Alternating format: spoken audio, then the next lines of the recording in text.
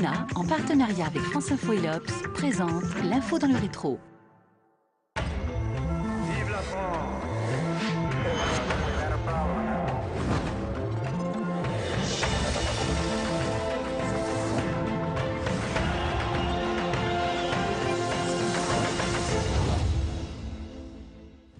Dès dimanche soir, Henri Emmanuelli, le numéro 2 du PS, met le feu aux poudres. À ses yeux, parmi les raisons de l'abstention massive dimanche dernier, il y a sans doute l'effet du discours sur l'ouverture qui ne mobilise pas les électeurs. Premier visé, Michel Rocard. Hier, Matignon, agacé, réplique sévèrement. Le patron du PS, Pierre Mauroy, est obligé alors de calmer les esprits. Bonjour, vous avez peut-être reconnu le jeune Manuel Valls qui était à l'époque dans le camp de Michel Rocard face à Henri Emmanuelli comme il l'est aujourd'hui. Face à Martine Aubry, nous verrons dans la deuxième partie de cette émission, avec l'historien Alain Bergogneau, que l'opposition entre deux grands courants au sein du PS, c'est pas vraiment nouveau, c'est peut-être même aussi ancien que le socialisme en France. Mais pour commencer ce nouveau numéro de l'Info dans le rétro, quelques jours après la Journée internationale des droits des femmes, nous allons revenir sur la sensible et très ancienne question de la condition féminine. Mais avant de plonger dans les archives de l'INA, un retour sur un changement de nom de ministère avec Sonia Donadé. Ce sera finalement le ministère des Familles. Alors qu'au moment du remaniement ministériel, la nomination de Laurence Rossignol à un ministère du droit des femmes, de l'enfance et de la famille avait fait polémique auprès des associations féministes, François Hollande a officialisé le nouvel intitulé vendredi 4 mars dernier. Une façon pour lui de reconnaître toutes les familles, recomposées, monoparentales ou encore homosexuelles, mais aussi de faire une suite logique à sa réforme du mariage pour tous. Si le ministère a toujours ses détracteurs, Laurence Rossignol, elle, s'est réjouie de cette nouvelle appellation. Et m'a rejoint sur ce plateau Gabrielle Houbre. Bonjour. Bonjour. Vous êtes historienne, maîtresse de conférences à l'université Diderot Paris 7. Oui. Et spécialiste du féminisme, de la question, de l'histoire des femmes, même plus largement. Des études de genre. Des études de genre, voilà, ce qu'on dit aujourd'hui le genre, mais en gros c'est aussi la question de la construction politique de la féminité, de la masculinité. Quand vous entendez, juste un point là-dessus, quand vous entendez le changement de ministère, vous vous dites que la cause des femmes a progressé? Non. C'est-à-dire je suis contente que du S rajouté à famille, ça c'est un bon point. En revanche, que le droit des femmes soit accolé à la famille et à l'enfance, ça c'est pas un bon signe. Alors on va voir que c'est pas nouveau et qu'on a très longtemps à coller tout cela. Alors j'aimerais qu'on revienne, avant de lancer une première archive et qu'on la regarde en fait, qu'on revienne à une loi très importante de 1965, oui, qui est une loi essentielle pour l'émancipation des femmes. On peut peut-être en dire un mot pour commencer l'émission? Oui, effectivement, elle est très pragmatique et elle touche le quotidien des femmes, mais en particulier dans ces lois, quelque chose qui nous paraît évident aujourd'hui, mais qui n'était pas du tout, le fait qu'une femme puisse travailler sans demander l'autorisation à son mari. Elle peut aussi ouvrir un compte en banque à son propre nom. Exactement. Donc ça fait 51 ans, c'est pas non plus il y a 250 ans, il y a 51 ans. Et pour autant, un an plus tard, le combat est très très très loin d'être gagné évidemment pour les femmes. Et j'aimerais vous montrer, on est partenaire dans cette émission de l'Obs. À l'époque, il s'appelait encore le Nouvel Observateur. Et en 1966, l'hebdomadaire est extrêmement impliqué dans cette question. Et je voudrais vous montrer quelques-unes de 1966 qui sont quasiment enchaînées semaine après semaine. Alors on les voit dans l'ordre. Notre dernière colonie, la femme, donc il y a vraiment l'idée de la soumission comme une colonie. Opération Pilule, on en parlera évidemment, même si c'est un an plus tard que la loi Neuwirth permettra effectivement aux femmes d'avoir accès à des contraceptifs de manière légale. Et puis, une femme vaut moins qu'un homme, j'aimerais qu'on s'arrête là-dessus. Comment vous analysez d'abord ces trois unes qui sont assez graphiquement intéressantes d'ailleurs? Oui, alors évidemment, le recours au rose pour la première de ces unes, c'est un grand classique, donc il ne faut pas s'en étonner. C'est un titre assez fort, notre dernière colonie, la femme, ça met évidemment en avant la question de la domination des hommes sur les femmes. Et puis celle-là? Alors celle-là, une femme vaut moins qu'un homme, on pense immédiatement évidemment aux inégalités salariales. Qui sont un combat qui est encore loin d'être gagné, même s'il y a eu des progrès. Il y a eu beaucoup de progrès. Alors, j'aimerais vous montrer précisément, au moment où ce n'était pas gagné du tout, on est à la fin de l'année 1968. C'est une archive, j'ai eu beaucoup de mal à la trouver, parce qu'on a du mal à vraiment montrer les inégalités de salaire, parce qu'on dit toujours oui, mais c'est parce qu'elles n'ont pas les mêmes fonctions. Mais alors là, vous allez voir, c'est quasiment les mêmes fonctions, c'est au même endroit, et pourtant les inégalités sont criantes. On est donc en 1968 sur l'ORTF. Qu'est-ce que vous faites? Mécanicienne, en sellerie. Et vous, monsieur? Cellier. C'est la même usine? C'est la même usine. Le même travail? Le même travail. Effectivement, on ne peut pas dire qu'au point de vue travail, on puisse faire une comparaison, mais au point de vue valeur professionnelle, le travail est exactement le même. C'est un travail de même valeur. C'est un travail de même valeur, exactement. Vous travaillez dans le même atelier? Dans le même atelier. Vous utilisez les mêmes machines? On utilise les mêmes machines, oui. Et vous avez combien d'ancienneté dans l'usine? 17 ans, Vous êtes dans quelle catégorie professionnelle? au P2. Et vous, Madame Bidouard, vous êtes dans quelle catégorie professionnelle? 4e catégorie. C'est pas la même catégorie que les hommes, ça. Ah non. Ah, pas du tout. Pourquoi les hommes et les femmes ont des catégories différentes? Ah, ben oui, on se demande la raison pourquoi. Parce qu'on devrait bien avoir les mêmes catégories. Et combien gagnez-vous par mois, Monsieur Collardeau? 80 000. Et vous, Madame Bidouard? Environ 56 000, ça doit faire. Voilà, alors ça doit faire à peu près 30% d'écart de salaire, même emploi. Et d'ailleurs, l'homme n'est pas hostile, hein, il a l'air de même de trouver ça un peu étonnant. Et la femme dit il n'y a pas de raison. Oui, alors les deux sont sympathiques. Et ce qu'il y a d'intéressant dans cette archive, c'est le mouvement de caméra, Oui. comme une pendule qui va de l'un à l'autre. C'est militant, hein, c'est un geste militant que ce reportage. Hein. Absolument, et on est déjà justement dans la construction du genre, hein, c'est-à-dire vraiment le côté des femmes et le côté des hommes. Donc c'est assez intéressant parce que c'est assez nouveau en fait de montrer les choses de cette façon-là, puisqu'on est quand même avant le mouvement des femmes. On est après mai 68 quand même. Oui, on est après mai 68, mais les femmes Oui, apparaissent encore très timidement sur la scène, puisque les médias montrent essentiellement les hommes comme grands leaders. Donc, c'est pas qu'elles ne participent pas à mai 68, mais elles sont quand même relativement invisibles voilà, médiatiquement. elles sont là, elles sont dans les facs, les étudiantes, elles sont dans les usines occupées, les ouvrières également. Mais quand on regarde les informations, on voit surtout quand même des hommes. Et la question des femmes, elle intervient quand même plutôt quelques années après, à partir de 1970, avec la création du MLF. Bien entendu. Mais pour revenir sur l'archive qui est... Mouvement de libération des femmes. Hein, oui, pardon. Voilà. Mouvement de libération des femmes. Pour revenir sur cette archive qui effectivement est très intéressante avec cette femme qui est très sympathique et cet homme tout autant sympathique. Ça ressemble à Camus, je trouve. Voilà, mais le point sur quelque chose qui n'est toujours pas réglé aujourd'hui, puisque aujourd'hui, en gros, la moyenne des écarts entre les femmes et les hommes, c'est un tout petit peu moins de 20%. C'est une moyenne qui cache des disparités très importantes, mais il faut savoir aussi que cette question-là, dès le 19e siècle, c'est-à-dire le siècle de la révolution industrielle, où on fait appel, dès l'origine, voilà, où on fait appel aux femmes pour la révolution industrielle, pour le développement de l'économie en France, il y a de plus en plus de femmes. Le salaire des femmes, c'est moitié moins que celui des hommes, d'emblée. Donc, on peut dire que là, vous avez cité en gros 30%. Il y a évidemment un progrès, mais on est encore loin du but. Alors aujourd'hui, c'est quand même davantage parce que les fonctions sont différentes. Là, c'était la même fonction, donc c'est assez frappant. Alors, j'aimerais qu'on avance un tout petit peu. Donc, vous avez dit le MLF en 70 pour bien marquer les choses. Et en 74, c'est une date très importante parce que Valéry Giscard d'Estaing est élu président. C'est pas ça qui est important pour nous aujourd'hui. C'est qu'il va nommer comme secrétaire d'État à la condition féminine une femme de pouvoir, Françoise Giroud, qui va tenter de faire pas mal de choses. Et j'aimerais, avant de réagir sur Françoise Giroud et son œuvre, qu'on découvre un peu la personnalité et surtout ce qu'elle a commencé à faire. On est en 1975. Pour les femmes enceintes, un projet de loi interdira aux employeurs de prétexter de leur grossesse pour ne pas les embaucher ou pour les licencier pendant leur période d'essai. Madame Giroud a rappelé les mesures effectivement adoptées dans les dernières semaines. L'allocation postnatale est maintenant versée pour chaque enfant du premier âge. Le secrétaire d'État à la condition féminine a insisté sur l'importance de ces mesures. C'est une tentative d'éliminer toutes les discriminations qui existent entre les femmes et les hommes. Ça ne veut pas dire qu'elles seront toutes éliminées. Il reste des injustices, bien sûr. Mais enfin, je suis là pour essayer de les réparer. Et puis surtout, maintenant, pour conduire une action aussi énergique que possible dans le sens de ce que j'appellerais une politique de l'enfance. Voilà, alors, Françoise Giroud, elle est secrétaire d'État à la condition féminine et son angle, quand même, c'est l'enfance.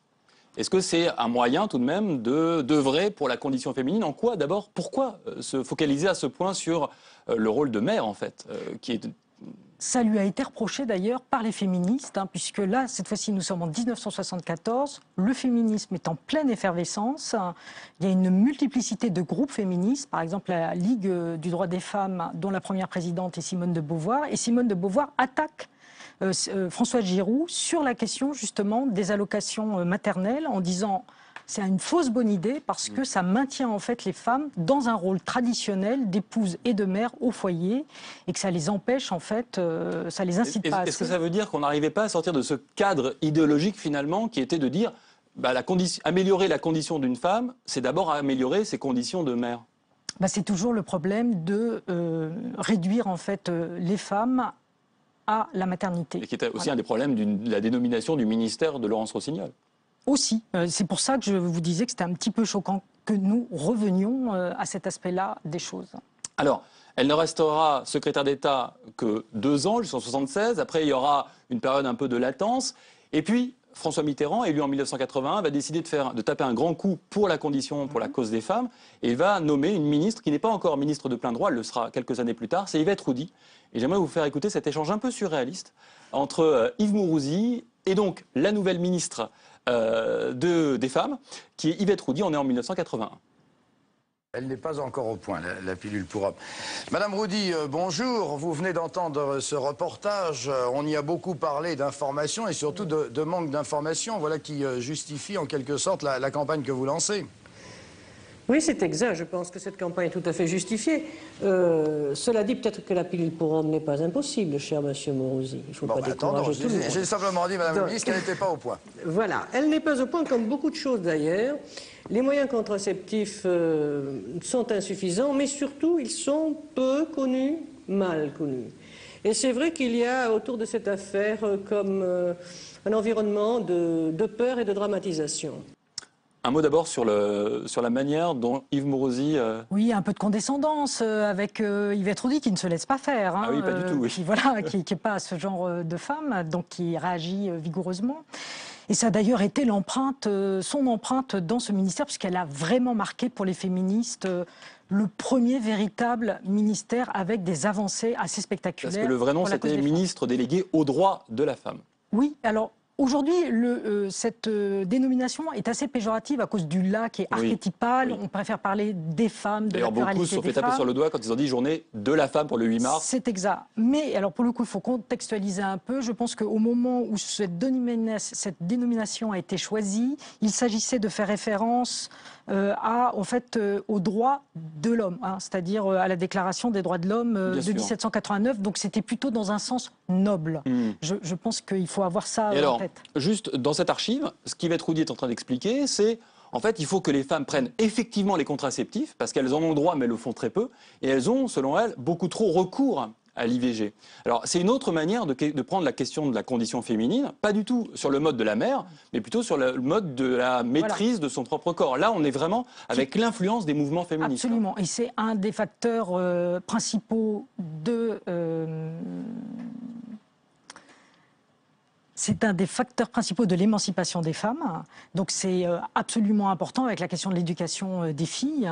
Donc Yvette Roudy a bien fait. D'ailleurs, c'est une de ses premières mesures, à peine arrivée donc en 1981. Elle démarre avec ça.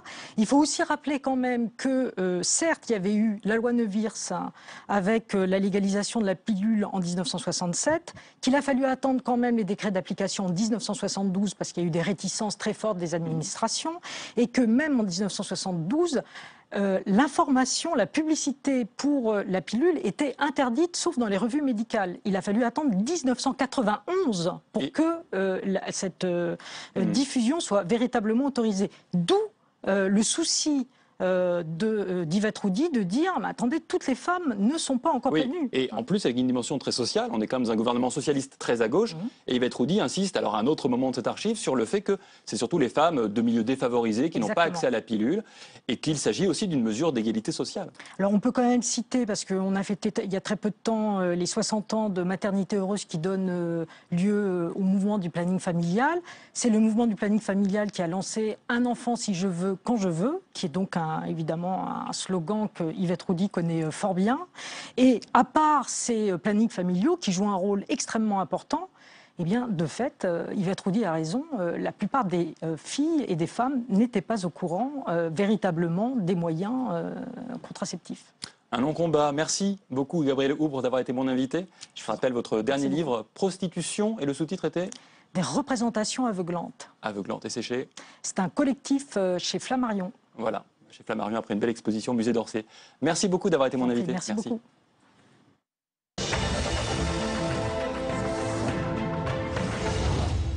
La rivalité entre Manuel Valls et Martine Aubry semble avoir atteint un point de non-retour autour notamment de la loi travail.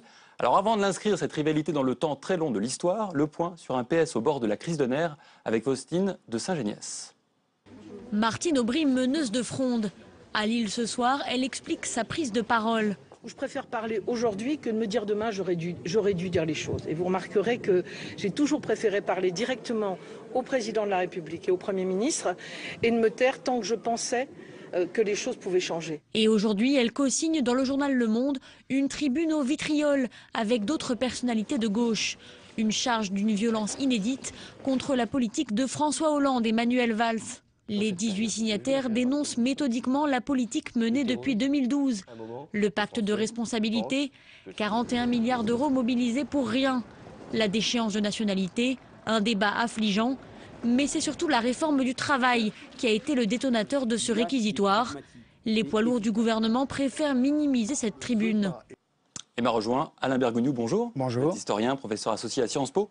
Et vous publiez dans les jours qui viennent un livre très politique, d'histoire politique, sur Léon Blum. Ça s'appelle Léon Blum, le socialisme et la République, aux éditions de la Fondation Jean Jaurès. On voit l'image. Quand vous entendez ce qui se passe là, est-ce qu'on peut reprendre votre expression d'un de vos anciens livres avec un PS qui est toujours pris entre l'ambition d'être au pouvoir et le remords d'y être ou d'y avoir été? Est-ce que c'est encore ça? C'est toujours la même chose, sauf que les enjeux changent. Et que donc le rapport au pouvoir, il faut l'entendre à la fois nationalement, mais aussi localement. C'est-à-dire que c'est une difficulté toujours, parce que plus difficile pour la gauche que pour la droite, puisqu'il y a un projet quand même qui est malgré tout de transformation sociale, économique, et, puis à la réelle. Et donc il y a toujours une épreuve plus difficile dans la réalité. C'est vrai de tous les partis de gouvernement, mais c'est encore plus vrai pour les partis de gauche, et on a éprouvé cette difficulté dans le fond en France depuis le Front populaire. Et donc on va essayer de travailler sur ces deux gauches ensemble pendant quelques minutes. Et jamais qu'on remonte en 1946, en août, vous avez écrit sur Léon Blum, il y a quelques lignes sur ce 18e congrès de la SFIO, qui est un congrès essentiel, puisqu'il fait vraiment s'opposer Léon Blum, on va en parler juste après, et Guy Mollet. J'aimerais vous faire écouter cette archive. Le 38e congrès socialiste vient de se terminer hier soir. Le courant de pensée exprimé par Guy Mollet a animé le congrès et l'a parfois traversé de soubresauts. Guy Mollet est au micro. Nous lui demandons comment en êtes-vous arrivé à ces décisions unanimes. Nos adversaires en particulier, et parfois nos amis, se sont en effet imaginés, et certains ont pu espérer qu'il y avait entre nous des divisions profondes, menaçant même notre unité. En vérité, et ils ont dû maintenant s'en rendre compte, les points qui nous unissent sont beaucoup plus importants que les divergences qui nous séparent. Voulez-vous commencer par me parler de divergences au point de vue doctrinal? Oh, c'est la bien vieille discussion qui, depuis la réalisation de l'unité socialiste, a séparé les défenseurs du socialisme idéaliste ou humaniste et ceux du socialisme scientifique. Alors c'est très socialiste ça, on s'est déchiré, mais après, la synthèse, tout va bien, on a dépassé. Mais j'aimerais quand même qu'on revienne sur ce qui a été dit. À la fin, il parle d'une espèce de schisme entre deux socialismes.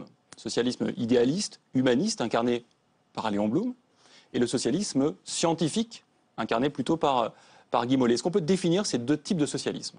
Il y a toujours plusieurs lignes en réalité. Mais là, dans le contexte de 1946, de la Libération, contrairement à ce que dit Guy Mollet, l'affrontement était plus politique. Parce qu'il s'agissait de savoir, comme le souhaitait Léon Blum et Daniel Meyer, une partie du Parti socialiste, si le Parti socialiste, après l'expérience de la résistance, de l'entre-deux-guerres, assumait pleinement la démocratie. Et donc, elle devait accepter d'être un parti de gouvernement, certes toujours avec en 1946 avec l'idée de la nécessité de l'union de la gauche, mais d'accepter pleinement la démocratie et faire passer, comme le disait Léon Blum, l'humanisme, dans le fond, avant la lutte des classes. Oui, parce que... Et c'est ce que ne voulait pas Guy Mollet, parce que comme le Parti socialiste éprouvait les difficultés du gouvernement, avec des difficultés de ravitaillement, un mécontentement populaire, la pression communiste, Guy Mollet, lui, faisait l'analyse qu'il fallait que le Parti socialiste reste fidèle à sa ligne marxiste pour pouvoir être en compétition avec le Parti communiste dans les catégories populaires. Oui, alors justement, ça me fait penser à une citation de Léon Blum. On est en 1946. Alors peut-être les téléspectateurs qui voient en Léon Blum le Front populaire sont étonnés de le voir un peu classé, un peu à droite, entre guillemets, du parti. Écoutez ce qu'il disait. Il parle en fait à Guy Mollet et aux gens qui le suivent. Vous avez peur d'accepter le changement de société à petits pas, peur d'être qualifié de social traître, peur de ne pas sembler assez révolutionnaire, peur, et c'est ce que vous disiez, du surplomb idéologique que le Parti communiste fait peser sur vous. Soyez vous-même. Voilà, parce que Léon Blum a tiré l'expérience du Front populaire, justement, et qu'il manquait au Parti socialiste un programme économique et la capacité de s'incarner, de s'identifier aux réformes de structure en régime capitaliste. Alors Léon Blum, à ce moment-là, ne perdait pas l'idée d'une évolution, d'une transition vers le socialisme, comme on disait, mais il n'acceptait pas la dualité entre capitalisme et socialisme. Il pensait qu'on pouvait transformer le capitalisme, ce qui n'était pas sa position au début des années 30. Et donc Léon Blum a évolué, et puis il a eu l'immense expérience, évidemment, douloureuse de la guerre, des procès, et d'une démocratie qui avait failli disparaître. Et donc pour le Léon Blum de l'après-guerre, la démocratie est essentielle. Alors justement, histoire de montrer que ce n'est pas que ce contexte de 46 qui nous intéresse, on va plonger dans une période moins ancienne, en 1988.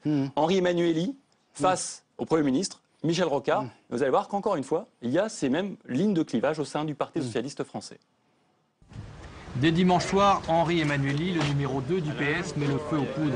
À ses yeux, parmi les raisons de l'abstention massive dimanche dernier, il y a sans doute l'effet du discours sur l'ouverture qui ne mobilise pas les électeurs. Premier visé, Michel Rocard. Hier, Matignon agacé réplique sévèrement.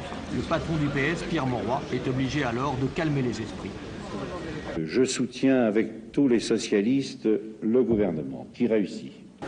Une passe d'armes qui illustre en partie les rivalités et les ambitions socialistes concurrentes à celles de Michel Rocard, mais une polémique aussi et surtout qui pose le délicat problème, pas nouveau d'ailleurs, entre un gouvernement et le principal parti qui le soutient. Et le délicat problème, et donc ancien problème. Si on peut un peu synthétiser ça, c'est effectivement, il y a vraiment, parce qu'au-delà des calculs politiques, parce qu'ils existent aussi évidemment, il y a une ligne de clivage assez profonde au sein du Parti socialiste français. Parce que justement, 1988, c'est le problème des alliances. Parce que depuis 1984, le Parti communiste n'est plus dans l'Union, n'est plus au gouvernement, et donc François Mitterrand et Michel Rocard ont pratiqué ce qu'on appelle l'ouverture. C'est-à-dire que le Parti socialiste, et problème qui est encore plus vrai aujourd'hui, n'est plus majoritaire à lui seul. Donc il faut trouver des alliés. Et il y a toute une partie du PS qui a l'impression que dans le fond, c'est le parti des années 70, le parti d'Épinay qui est en cause. Et donc cette ouverture gouvernementale est mal jugée et donc provoque un malaise, évidemment, qui se greffe aussi sur des ambitions présidentielles entre les différents successeurs putatifs de François Mitterrand, parce que nous sommes dans le deuxième septennat.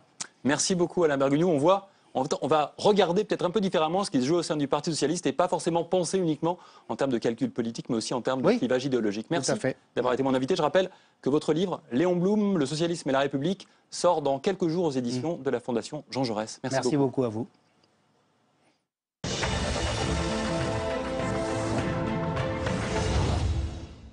Et avant ma petite lecture de la semaine, l'archive en plus de la semaine. Paris s'est entraîné toute la semaine à l'hypothèse d'une crue centennale. À peine libérée en décembre 1944, la capitale vivait déjà sous les eaux.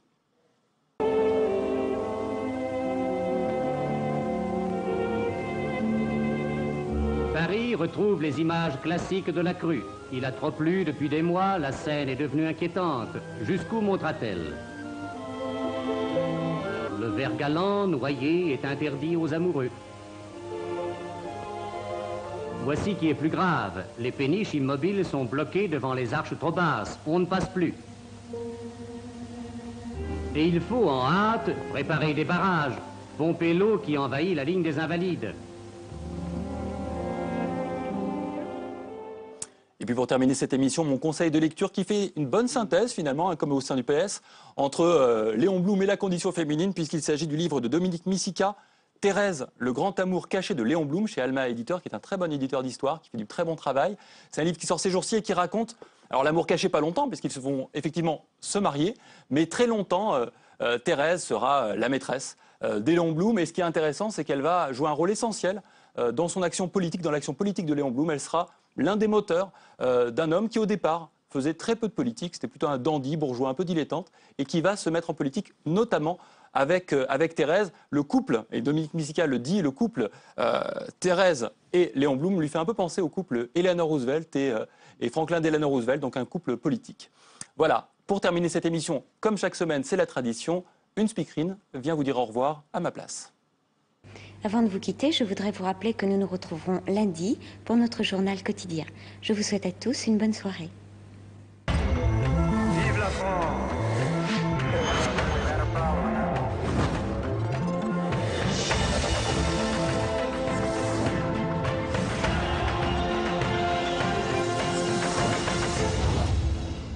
Public Sénat et l'INA, en partenariat avec France Info et l'Obs, vous ont présenté l'info dans le rétro.